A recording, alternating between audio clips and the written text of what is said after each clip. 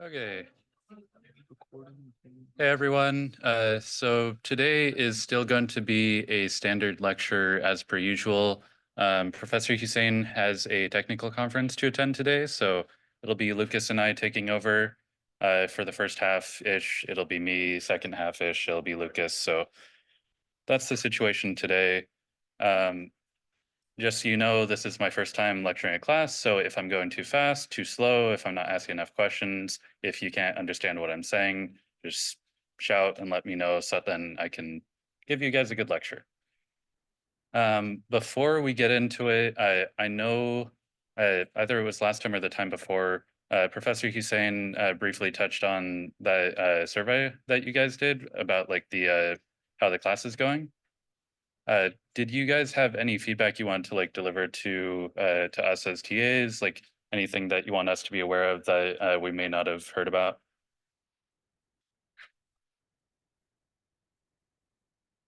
Okay, cool. We can just work off of what we have for now. Okay. And people on Zoom, actually, I guess just Sarah, could you send me a message in chat to make sure that you can hear me and see everything just fine?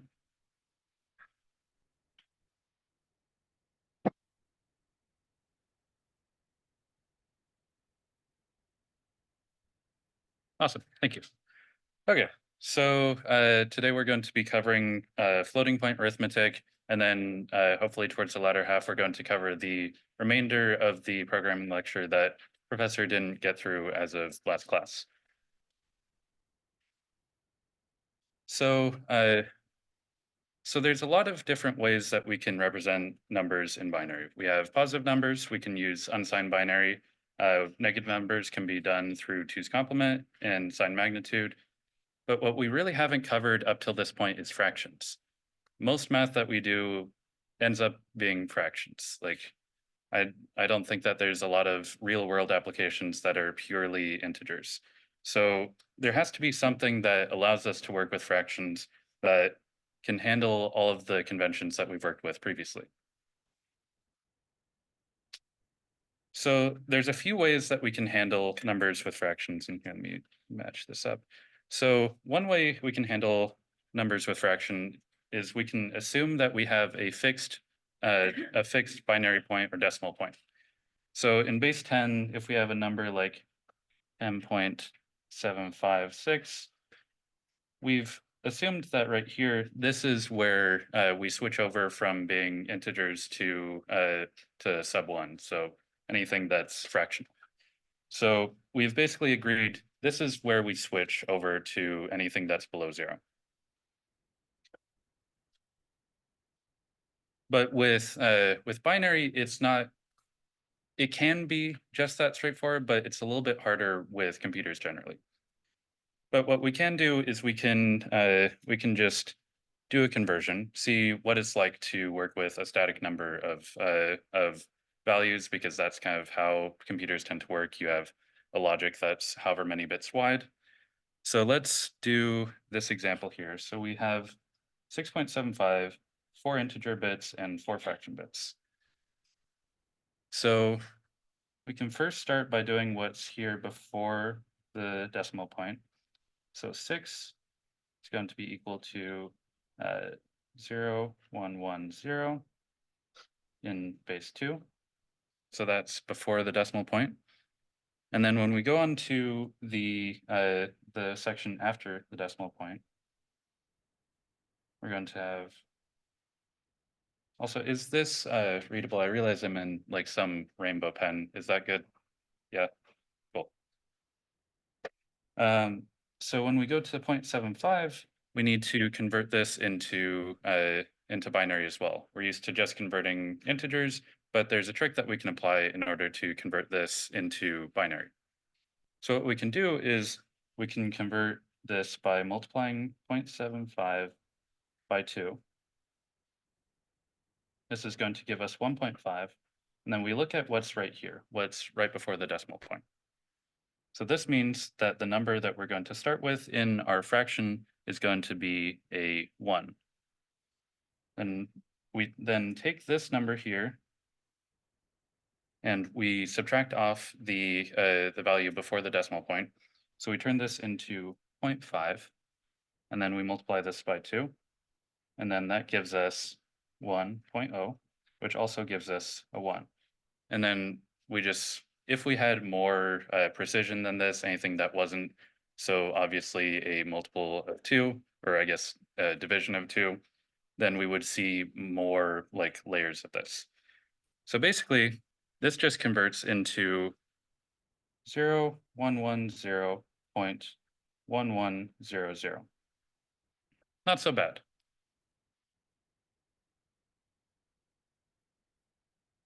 And we can also go from here if we're given a number like this and we need to decompose it. So we can then take this number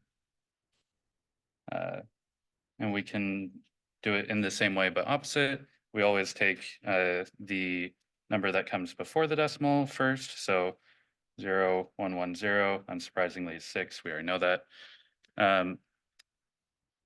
But when we're decomposing what comes after the decimal, we don't really have quite the same trick that we do with like finding the ones. We can just know that, okay, this number here is going to be 2 to the minus 1. This one here is 2 to the minus 2.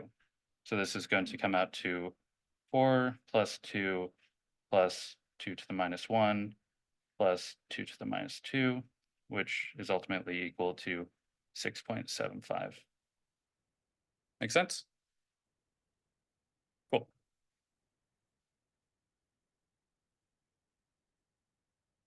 Okay. So you guys do this conversion on your own, and then we can come back together and make sure that we all got that. Yeah. Oh, yeah. Yeah, I can split it there. Good.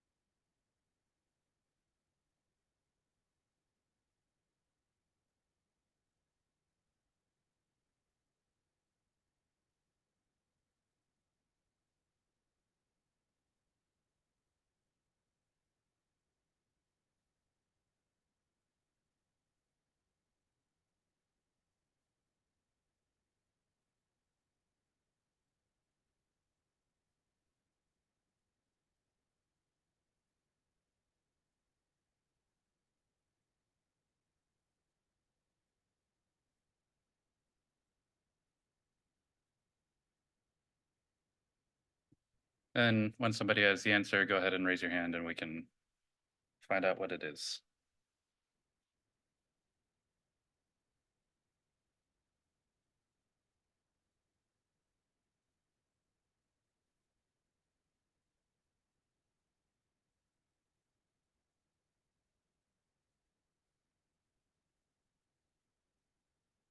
Awesome. What you got? 0.111.1000. Awesome. So you got it right. What we've got here is just, oh, taking a sec to scroll. What we've got here is directly before the decimal point, we have 7, which is pretty easy to just read off of there. And then after the decimal point, we've got 2 to the minus 1, which is equivalent to 0.5. So this all comes out to 7.5 in base 10. Nice. It's not scrolling now, Lucas. What? Stuck. Yeah. It's giving us trouble. Is it not? Well, that's just great. That is so epic. I'm just gonna give a OneNote the restart treatment. And that should.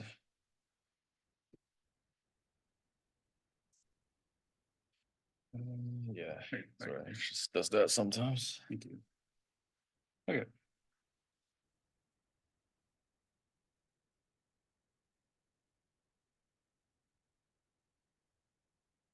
Okay. So now that we know how to do floating point with fixed numbers of binary, what about signed numbers?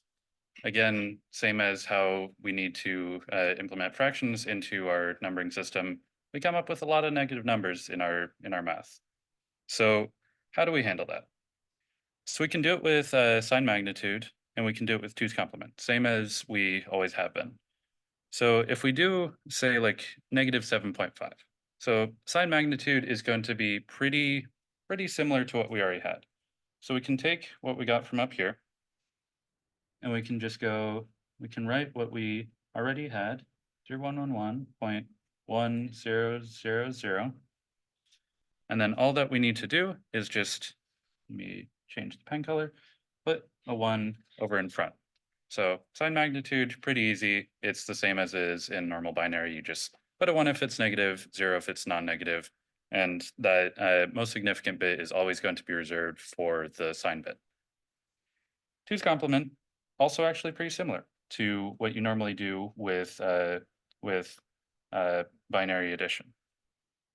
So what we can do is do the normal conversion first for 7.5. So we're not going to worry about whether it's positive or negative. So we've got step 1 here. We turn 7.5 base 10 into 0111.1000. Then what we can do is, as always, invert the bits.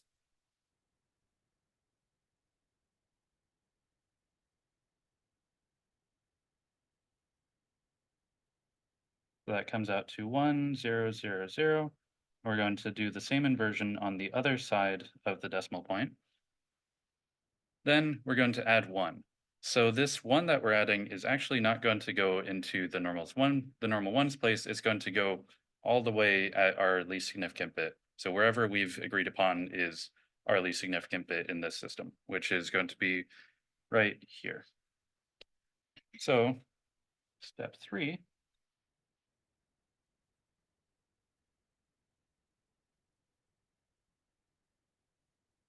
We just add 1 onto that.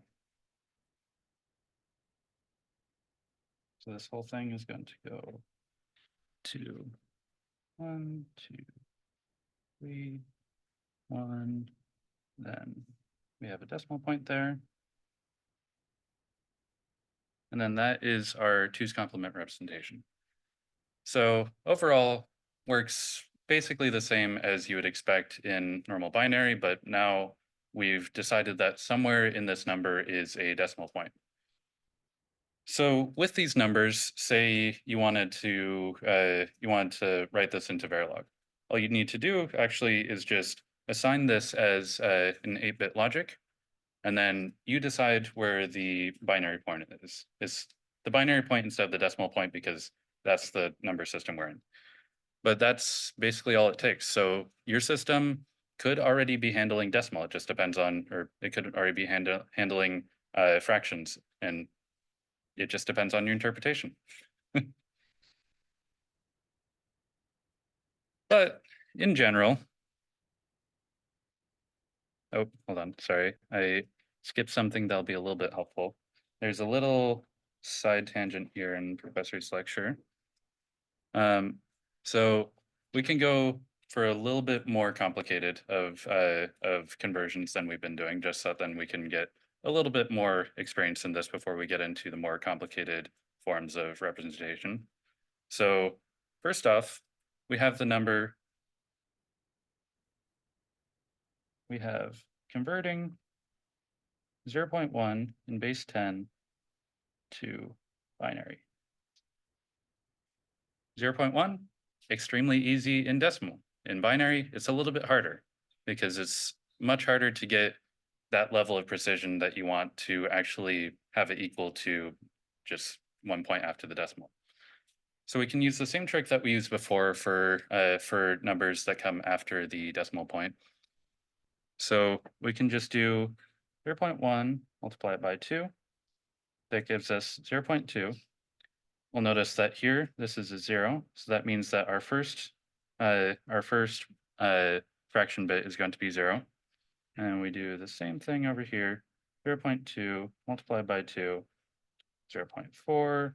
We get the same thing. Do this over and over and over.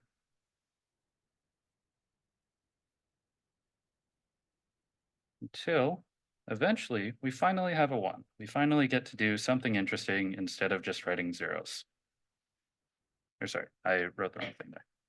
This is 0.8 times 2 is equal to 1.6. So this gives us our first fraction bit, but we're not done because we haven't actually used up all of our bits. So what we can do from here is just keep on going. Remember, after we take off this 1, we basically just subtracted it out. That gives us 0.6, multiply it by 2, gives us 1.2. That's another 1. Ones are so much more interesting than zeros. Then we get stuck in this thing again, where we're going to be adding up from 0.2, and it's actually going to end up just looping over and over on itself. So in reality, we already know how it's going to work out, but there are certain levels of precision that we actually care about. So like when you're rounding something or you're going to a certain number of sig figs, it honestly doesn't matter too much after a certain point. This is 5 degrees of precision, pretty good. So this is just going to go on from there. Okay. So yeah, that's that. Then we have another example here. Lovely, can't scroll, that works now, okay. So now what we're going to do is apply what we've got out of the what we've gotten out of the fixed point representation and use it to actually do some math. So far we've just been converting numbers, but what if we want to do a subtraction maybe? So what if we take the numbers 0.75 and then we add it together with negative 0.625.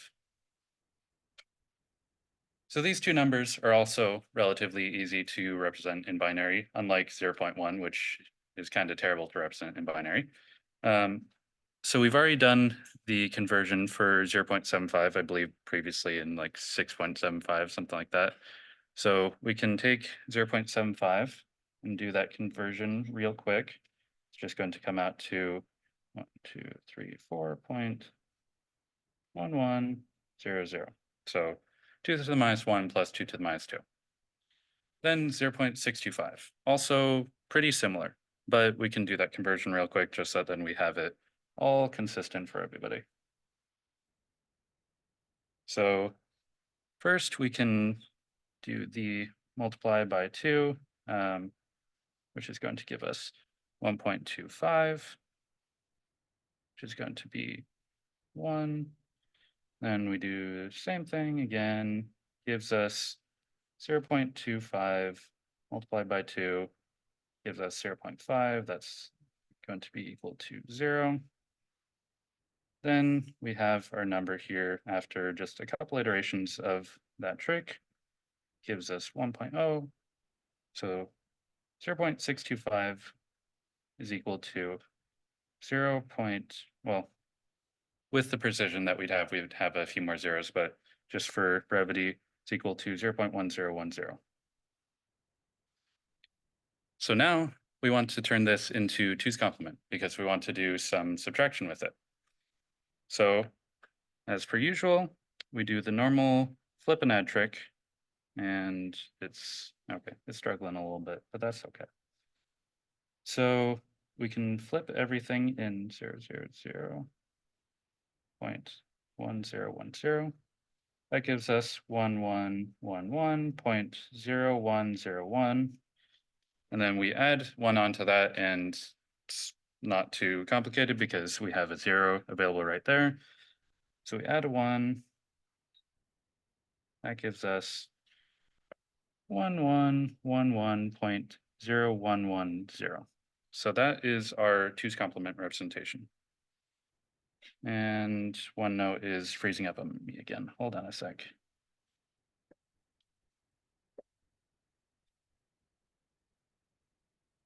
Okay. So that's our 2's complement right there. So now what we need to do is just what we would normally do when we're doing two's complement subtraction, we're just going to add the two together because we already have the second number in its negative form. So we can add together our numbers 0.1100 with 1111.0110. Doesn't line up perfectly in my hand drawing, but you get the idea. So we do this math, gives us 0, 1, and then we're going to carry 1 forward to here, right? Yeah. So that gives us 0, 0. And then this one basically just carries forward all the way. That gives us all zeros here. And then because we've agreed that this is a 4 integer value, like 4 integer binary, and then 4 fractions afterwards, we're actually going to throw away this one that we got here. And we get an overall result right here, which is going to be equivalent to 0.125, because that's 2 to the minus 3. So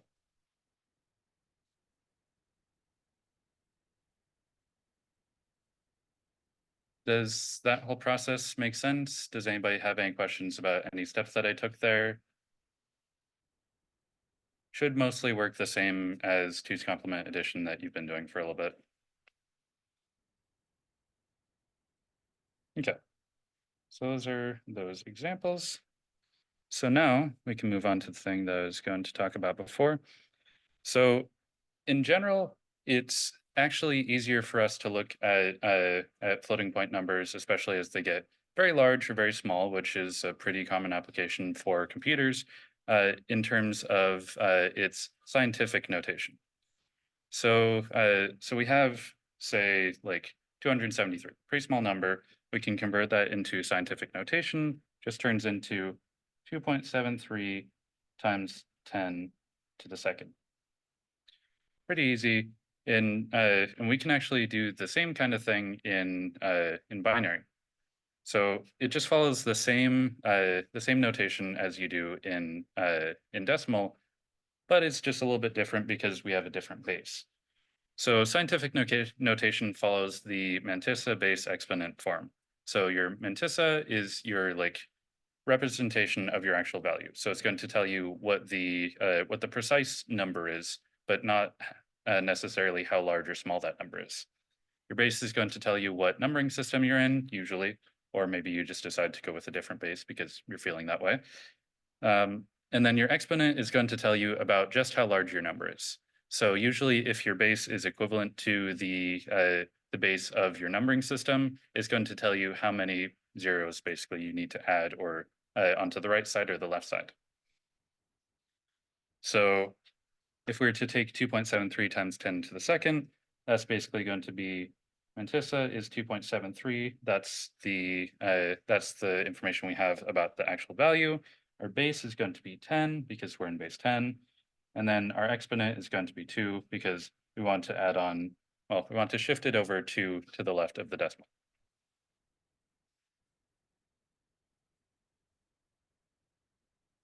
So we can apply this same system to binary. So we have a few different ways that we can do this. We're going to cover a few just so then you have a sense of different ways to do it. Some of them are better for like digital logic. I think the first one that we're going to cover here is best for like stuff that you do in 271, 371. But the one that we're going to arrive at, IEEE 754, is what's best usually for computers because it's simply just the best representation for holding on to the maximum amount of data and in the best way for standard computation. So, yeah, okay. So we're going to convert 228 base 10 to a 32-bit floating point number. So we got a little page here for doing that. Okay, so I'm going to do this conversion here. Base 10. So without having to spend too much time doing that conversion because it takes a sec. I can just write it out here. So we convert the decimal to binary. That gives us 1110, 0100. You can verify that for yourself. I have it here on a slide, so I'm just going to trust it. Then we can do it, we can then convert it into binary scientific notation. So same as we did with the decimal, we're basically just going to move it so then we have one number preceding the binary point.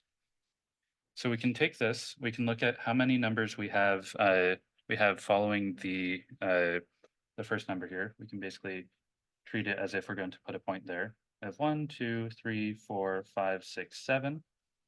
And then we can convert this to 1.11001 times 2 to the 7th.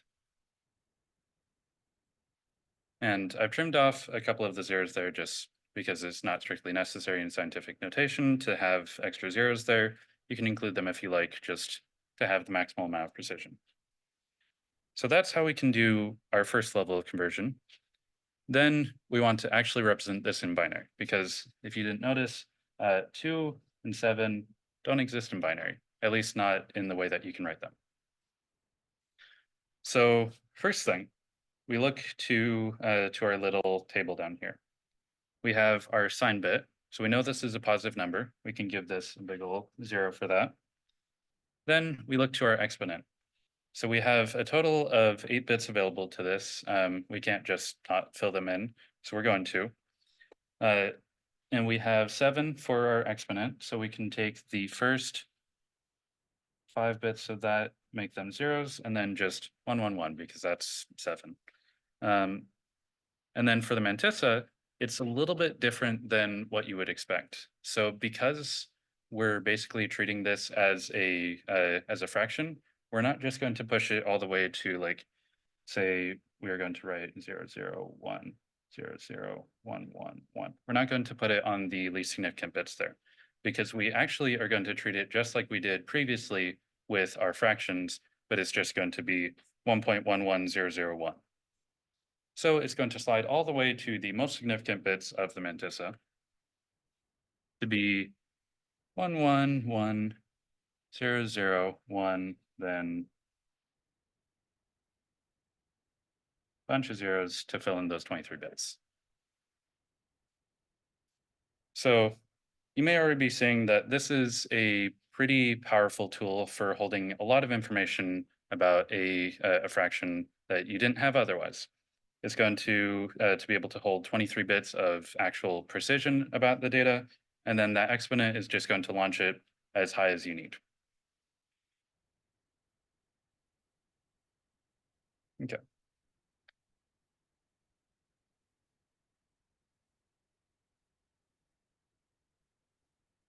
So there's another representation we can take from this. One thing that we know is with scientific notation or with binary scientific notation in this case, we're always going to have the first bit as a 1. Not necessarily true in decimal scientific notation. Sometimes we're going to have a 2 or 3 or whatever. But because we know that we only have the option of 0 or 1, and we don't want to store zeros, we can just assume that there's always going to be 1 in the mantissa. So just as a way of improving our ability to store it and to make our overall design more efficient, have to use less memory or be able to have more precision, instead of storing what we had before as 111001 with a bunch of zeros after it, we can chop off that first 1. We already know it's there. So I'm not going to get too far into the weeds of this one because it basically just goes the same as the previous one, where sign is that, then 2, 3, 4, 5. So it comes out basically the same. So we know first bit always 0.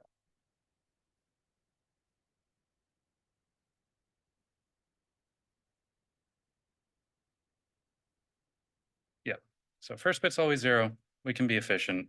We're designers. We want to use the minimum amount of stuff to accomplish the most things. Okay, and we're not scrolling again. Hold on a sec.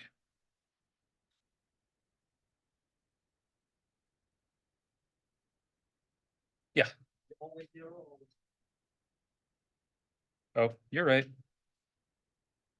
We zero it out basically in like in spirit. Thank you. Okay.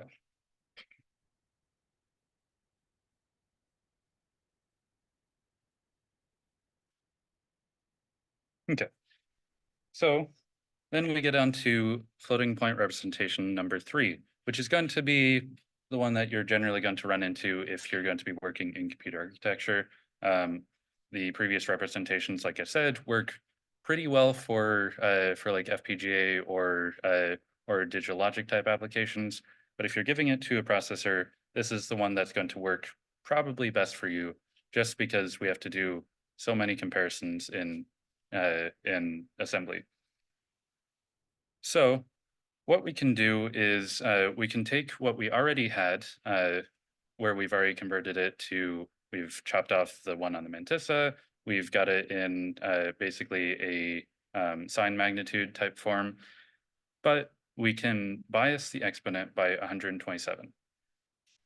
So what this does for us is it allows us to have basically very small numbers as well as very large numbers. So unlike if we were to do it in two's complement, where we have the exponent flipped such that like if the most significant bit were a 1 to represent it as negative with all the other conversions necessary for two's complement, we can add on that 127, and that allows us to basically treat anything that is above 127 as being a positive exponent, and anything below 127 as a negative exponent. So because we're doing it in a sign magnitude kind of way instead of in a two's complement way, we need to apply this additional transformation, which is a little bit annoying, and you'll basically just have to memorize it for when you're doing these conversions. But we're just going to add 127 to what we already had, and we're going to go from there. So we can take our exponent, add 127 to it. That's going to give us 134. That works out to 1 with, what is that, 4 zeros, then 110 base 2. So that's our new exponent there. Allows us to have values smaller than 1. We can write that in 4, 1, 1, 0. And we still have the same sign bit, and we get the same mantissa as before. 1, 1, 0, 0, 1, 0, 0, 0. Bunch of zeros. Comes out to that.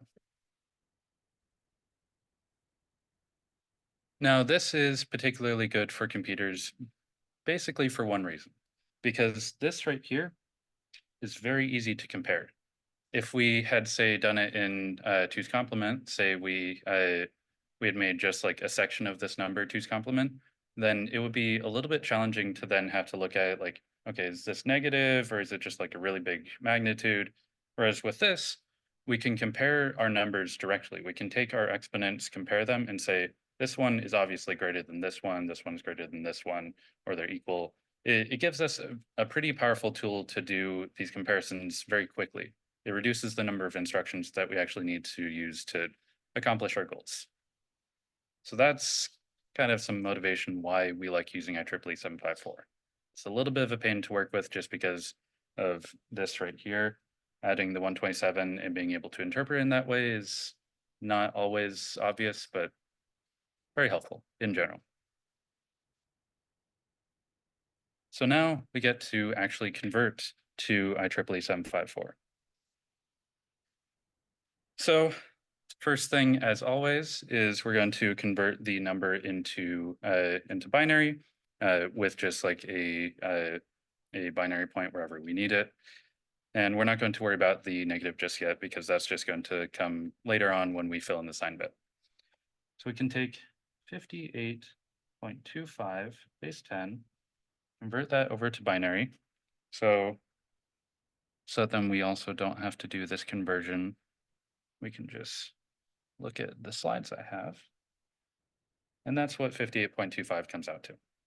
You can verify that on your own, but that's, if I trust my slides, going to be accurate.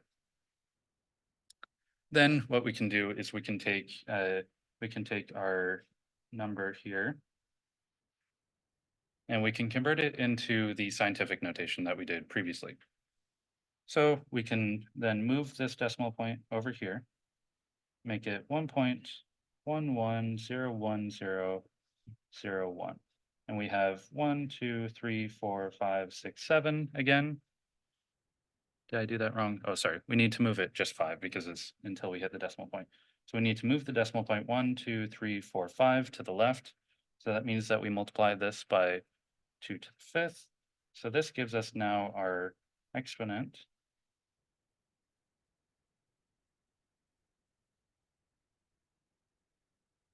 And now we can start filling out our table. So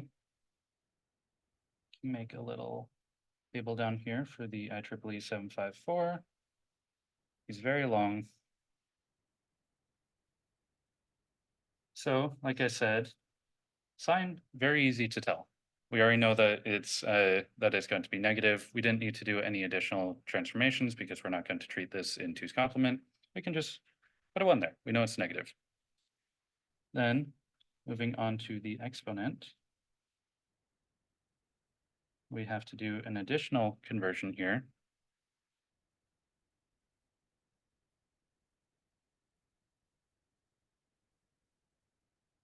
We have to convert the exponent as we did previously. So we can just take 5, add that to 127. That's going to give us 132 overall, which is going to be 1 with 4 zeros then. Okay, so that's our new exponent. We can just fill that in right here. And that gives us almost everything that we need. And we actually already know what we need to do in the mantissa. So we can chop off this guy right here.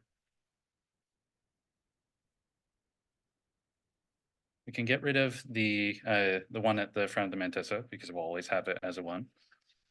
Put 1, 1, 0, 1, 0, 0, 1, and then fill in the rest with zeros as needed. Not too bad, yeah. Anybody have any questions at this point about why we would use it, how to do it, if I skipped any steps that I didn't realize I skipped? Doing good? Awesome. Yeah. So you said the last portion of that box is 23 bits. Yes, this is 1 bit, this is 8 bits, and this is 23 bits. It just comes out this way because this is overall a 32-bit number. So we have 1 plus 8 plus 23, 32 bits. So it works well for a 32-bit system.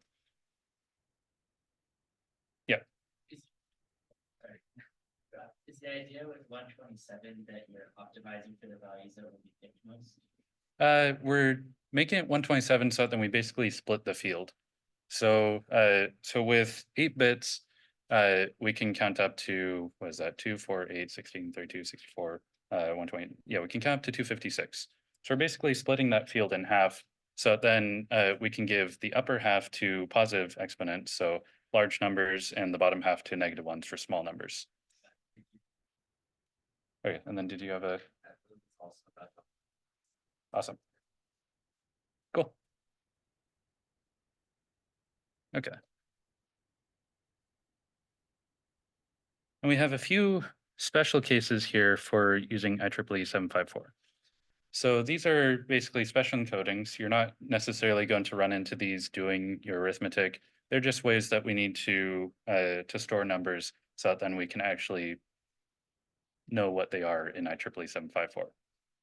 So with 0, we basically just give it all zeros, except we don't care about the sign. -0, it's not real, it can't hurt you, it's not there. Then for infinity, so infinity is a number that comes up unfortunately often in arithmetic. But this exponent here is not infinite. So how do we do that? We just say, okay, if we filled out our exponent and we don't have any fraction, so we've basically just written this number in as infinity, we didn't do it with any arithmetic, we just know that it's infinity, then if we've got that, it's infinity. Don't worry about it. Then negative infinity is also going to be pretty similar. We just change the sign bit there. And then if we have some number that simply does not exist, or like if we get the square root of -1, anything that we can't actually represent in our typical numbering system, then we give it a non-zero fraction with all ones in the exponents. So it's like it's infinite, but not really.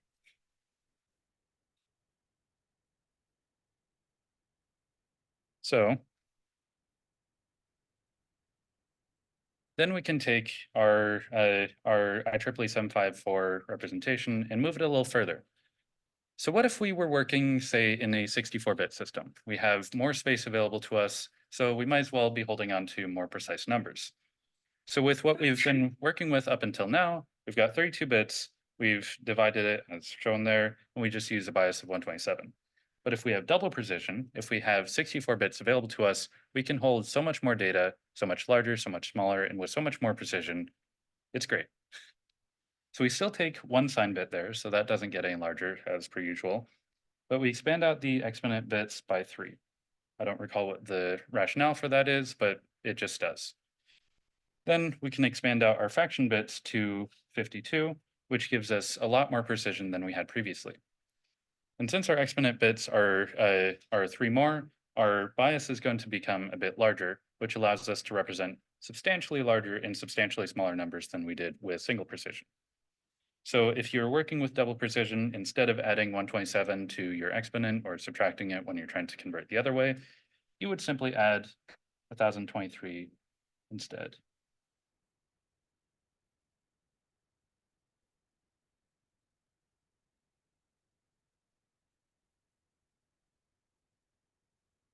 But in general, single precision is pretty good for most applications. This is just like if you need real large numbers.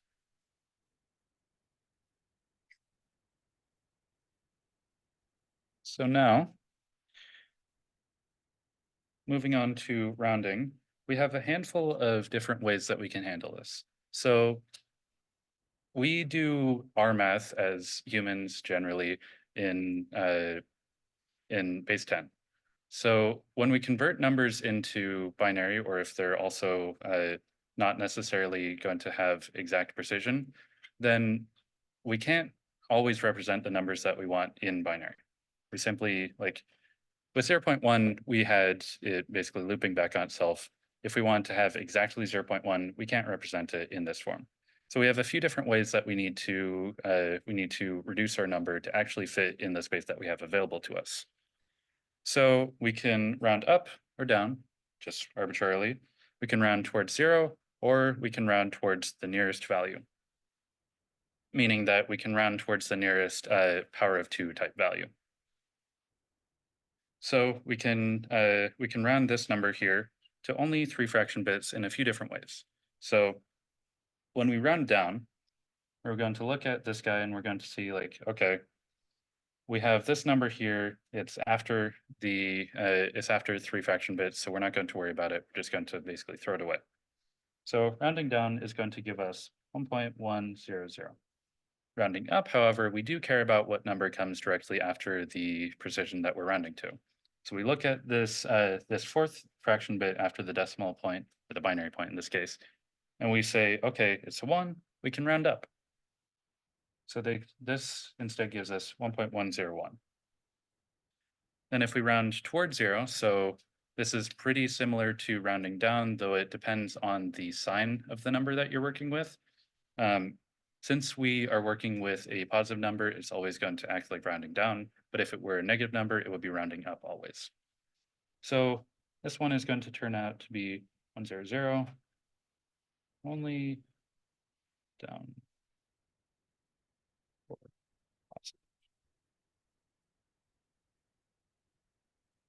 So that one gives us a more reflexive way of handling things, but there's merits to all of them. Then there's to the nearest. So we have our nearest number is going to be closer to 1.625 than 1.5. So those are our two closest representations we can do with 3 fraction bits.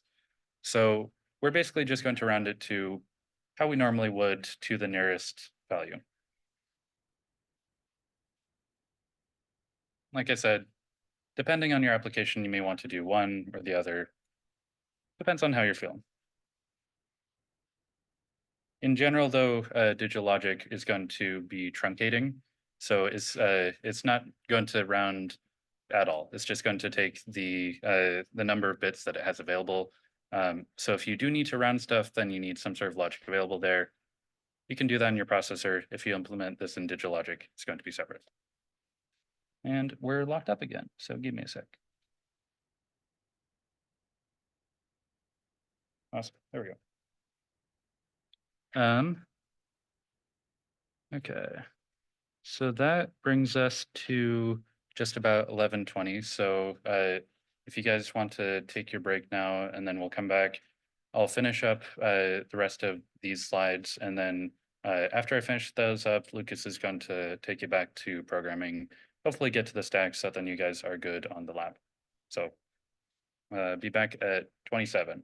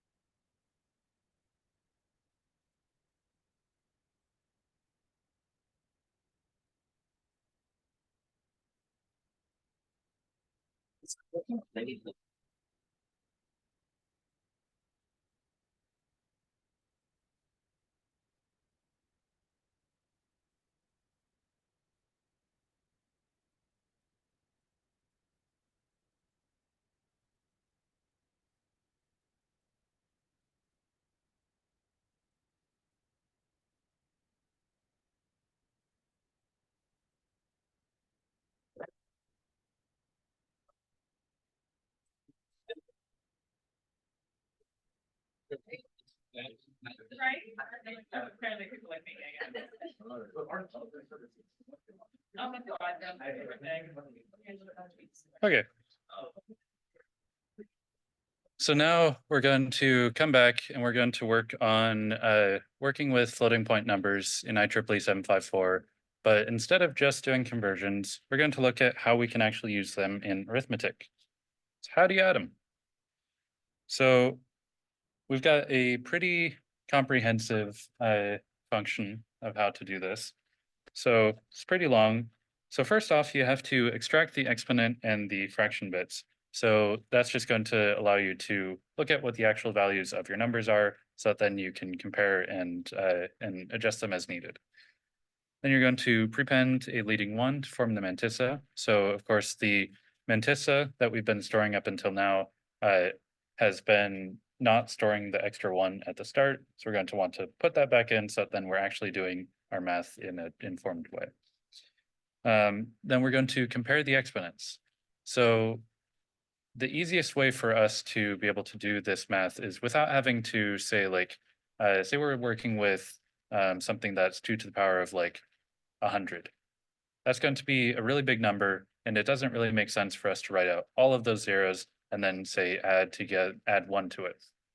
It's going to be really tedious. So what we can look at instead is just look at the exponents. That tells us how far we need to shift them relative to each other.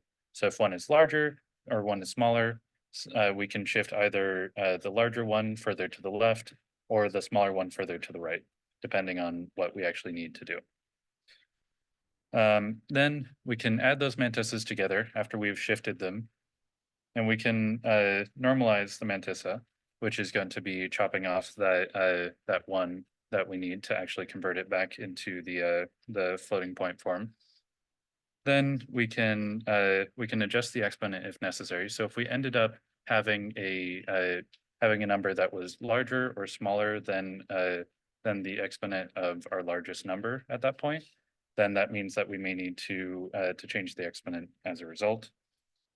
And we're going to round it. So depending on the rounding form that we're using, we may round up, down to the nearest number, whatever. And then we'll assemble it all back into our 32-bit, or if we're doing double precision, 64-bit representation. So we're going to look at these two floating point numbers, so that then we can kind of see how it all works. So without having to spend too much time converting all this, because it's kind of a pain, I'm just going to write this out. Now, you'll probably want to do this at some point on your own, just because this is a pretty good like exam type topic for you to be aware of. So be well assessed of this, be able to convert the hexadecimal, then be able to convert it into IEEE 754 and know what that means. So just to make it easy, we'll do. So this is for this number here. Then we get our exponent is going to be 0, 1, 2, 3, 4, 5, 6, 7. So we get a lot of ones there. This is our exponent.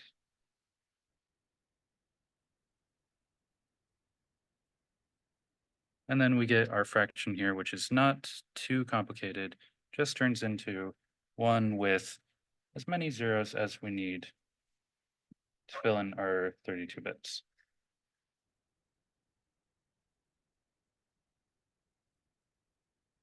Okay, so this is number 1.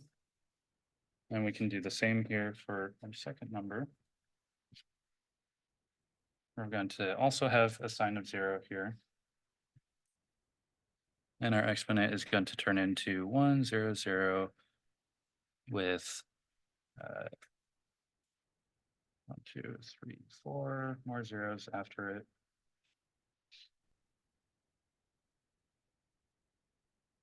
And then our mantissa is going to be 101 with all the zeros you want.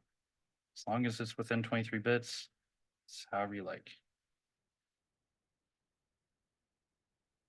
Okay, so those are our two numbers that we're going to be working with. So first thing we need to do is we need to extract the exponent and the fraction bits. So we know that that the exponent for the first one here, so if we look right here, we have all but the most significant bit as a 1. Yeah. Is for the second one, the exponents would be- and then what do you have now is it's bits. Oh, sorry. It's supposed to come out to 7 bits total. Yeah, sorry, I did the first one wrong. It's let me just verify. Oh yeah, it is 8. Okay. Yep. Thank you. Okay. So our number is going to come out to an exponent of 127 for the first one. We can tell that not too difficultly from just looking at this, in the way that we have all but the most significant bit of the exponent filled in, comes out to 127. So for number 1, our exponent is equal to 127. And for number 2, we see that it's 1 more, so our exponent is going to be 128. So not too bad. Then our fraction is going to be, for the first number, just 0.1, and our fraction for the second one is going to come out to 0.101. Next up, we can add a 1 onto these, so that's just going to make it into its actual mantissa form. So for number 1, that's just going to come out to 1.1, and for number 2, it's going to come out to 1.101. Pretty easy. Then we have to get to the somewhat more challenging part. So we have to look at the exponents of our two numbers here, and we have to use that information to inform how we do our addition. So we, I found the wrong part. So we compare the two exponents. We see that, okay, we get 127 and we have 128. That gives us a shift of 1. So we need to shift number 1 by 1 bit. Because number 1 is going to be 1 smaller than the larger mantissa. Usually we move the smallest number when we're doing our comparison, just because it makes it so that then we usually maintain our exponent once we're done with the addition. So we can shift the smaller mantissa. So our smaller mantissa is going to be our value of 1.1. So we shift 1.1 to the right by 1. It's going to give us 0.11. So that's our now shifted mantissa, and we can just add it all together now. So we add it, gives us 0.110 plus 1.101 comes out to 110.01.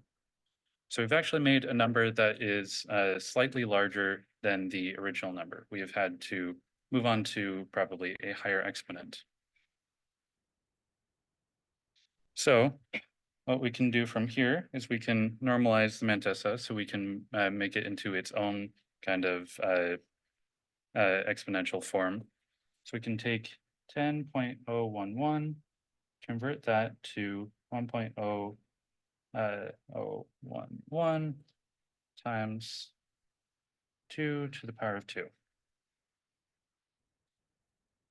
So now, if we needed to, we could round the result. So if we ended up with a number that was going to be too large or too small to actually fit into the precision that we have, not an issue with this because they're relatively small numbers.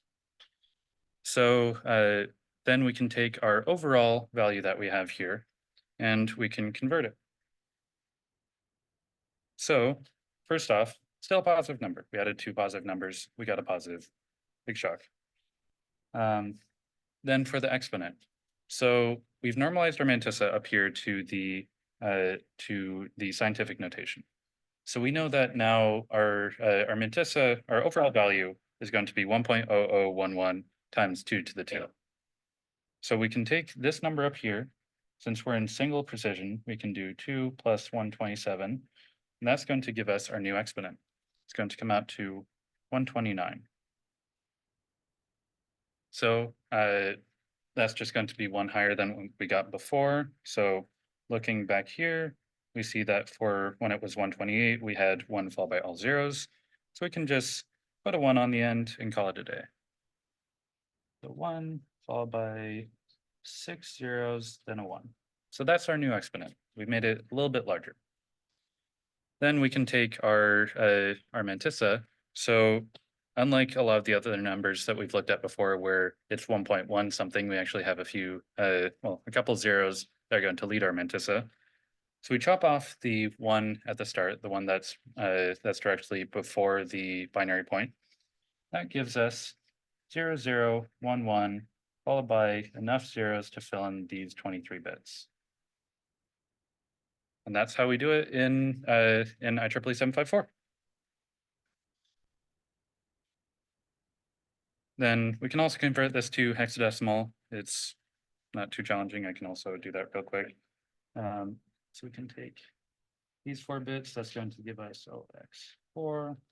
And these 4 bits are going to be 0.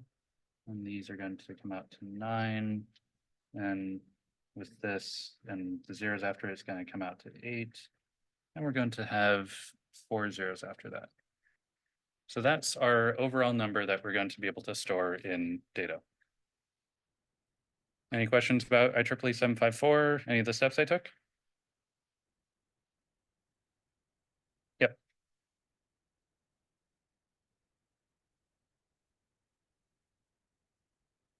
Yes, so if you get 127, it's going to be 1 point something, like as your real number.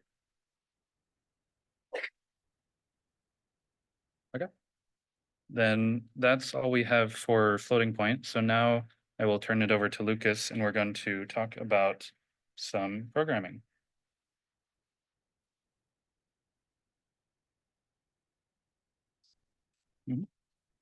Let me bring up the yeah, it's program 2 that you need, right? Programming 2, yeah. Okay. Slide 9, please. This one? Or this Can you move the screen share thing? So yes. nice. Yeah, I could just use up and down keys, right? Can I not? Try now. Cool. All right, should be it. All right. Hey everyone, so hopefully that floating point lecture was informative. You're gonna need quite a bit of that for lab 4, which we'll also discuss briefly at the end. So now we're gonna switch gears a bit and go back to exactly where we left off on Monday. So on Monday we left off pretty much exactly on halfway through slide 9 of the programming 2 slide. So this is the same slide from Monday. We went through 2 slide decks on Mondays. This is the second one, slide 9 of the second one. So we're gonna go ahead and return to exactly where we left off. And we were looking at how to access an array and performing this operation that we have here. So going off of where we were at last time, I'm going to walk us over again of how to do this computation here. So we're given 3 lines of C code, and we're given an array of 5 elements, essentially. 1, 2, 3, 4. And we want to set the first element of the array to be itself, but times 8. And then we want to set the second element to array to itself, but times 8. So in C, this is a fairly straightforward operation. You only need really 2 lines to do it because the first line declares the array. So how do we go about doing this in assembly? Well, the first thing, let's when you're doing a question like this, is to pay attention to the information that you're given. So it says that R0 represents the array base address, And for this question, we're gonna go ahead and just assume that's 0x2 was 7 zeros up behind it. So when we say base address, what that means is when you talk about arrays in C, if you came from a Java background, well, they're actually very different because C doesn't have objects. Remember, there are no objects. So arrays are kind of fake in C because they're just they're just essentially a chunk in memory. So when we talk about the base address of the array, what that means is the address of where that array starts. Because there are no such thing as arrays in C. It's just index, index, index, address, address, right? Address, index, address, index, address, index, address, content. And that is pretty much how an array is constructed in C.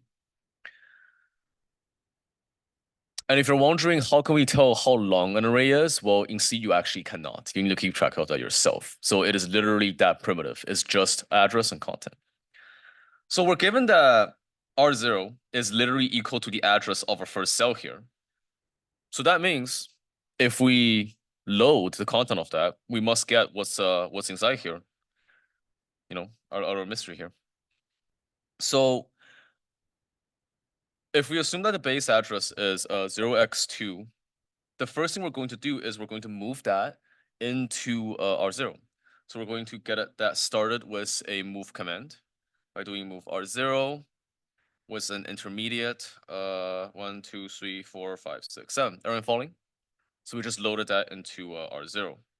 And now, remember we said earlier, all we have to do at this point is we load directly into R1 the memory content of R0. I mean, this is also just an intermediate 0, but I'll write these out completely, but you can also just omit the intermediate 0 here. So what that basically means is we went ahead and here pulled out this thing and then we shoved it into R1. So R1 now contains the value that is sitting at the first index of the array. So what's the next thing that we want to do? We want to multiply by 8, right? And to do that, you know, you could, I guess, plus itself 8 times or multiply it. But the easy way to do it in binary is a left shift, right? Recall that 0, 0, 1 is 1, right? What happens if we shift over that by 3? Well, 1, 0, 0, 0, that's an 8. So a logical shift to the left of 3 bits, adding zeros at the end, is the equivalent to just multiplying the number itself by 8. So to do that, we are going to use logical shift left, operating on R1, and we're just going to shift R1 over by 3. That makes sense? Yeah.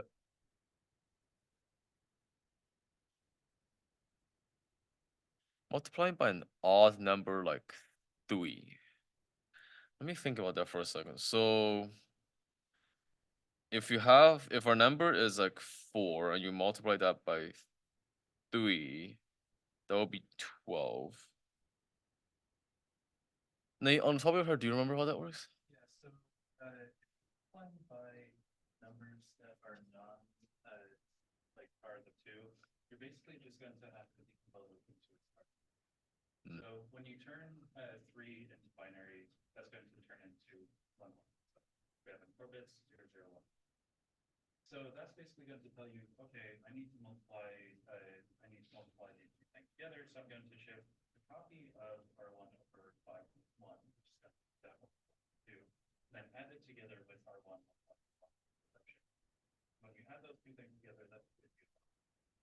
So basically, like the whatever, if we're doing like a multiply command, so in regular unassembly there is no multiply command. Then your multiply command is basically going to do that as a path where it shifts things over and then it's going to add them together as good. Thanks, Nate. So now, after we shifted to the right left by 3, R1 is now holding the value, whatever was in array 0 times 8. So now the last thing that we need to do is we store it right back into where it was. So to do that, right, we go ahead and call our store command. We put R1 back into R0 again because we haven't incremented it. So to repeat this for the next cell here, remember that our values are 32-bit wide. So therefore they are 4 bytes wide.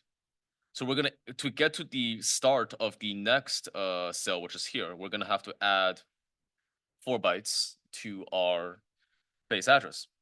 So we would essentially do is this exact same thing again, but ooh, it pasted somewhere funny. Give me 1 second. These exact 3 commands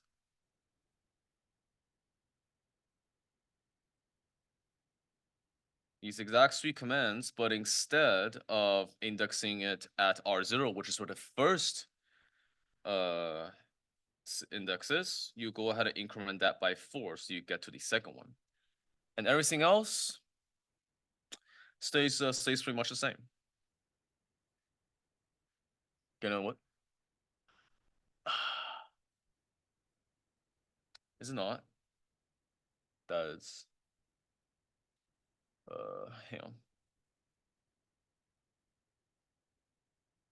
See if this cooks it. Unfortunately, that will be a no. Nate, can you help me reconnect the machine, please? Yes.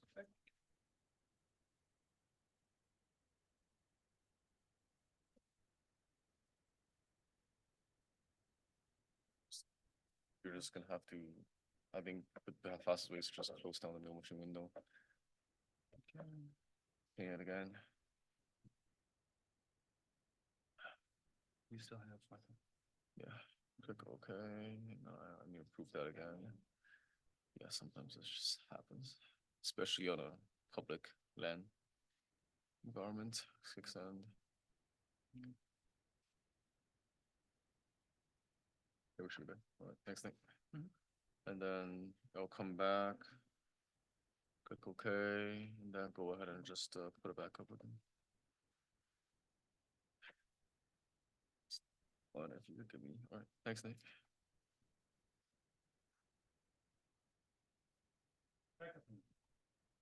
All right. Hey everyone, sorry for that technical interruption. We are back. So yeah, everything else will stay pretty much the same.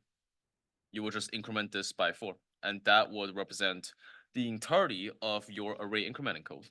Again, so this first section is for this part, and this second section is for this part. Anybody have any questions? Cool. So we're just gonna kind of move on to something else.